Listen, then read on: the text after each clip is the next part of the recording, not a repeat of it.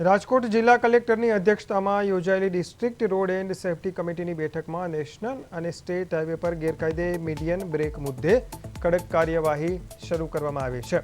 Police અને સંબંધિત વિભાગોની તપાસમાં રાજકોટ પોરબંદર અને રાજકોટ સોમનાથ હાઈવે પર બિનઅધિકૃત બ્રેક બનાવવામાં આવ્યા હોવાનું સામે આવ્યું છે।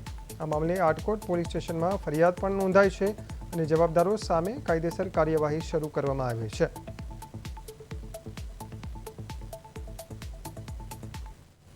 2025 રાજકોટ ગ્રામ્ય જિલ્લામાં 172 જેટલા ફેટલ અકસ્માત થયા હતા અને આમાંથી મેક્સિમમ અકસ્માત જે છે એ નેશનલ હાઈવે ઉપર અને સ્ટેટ હાઈવે ઉપર થયા હતા।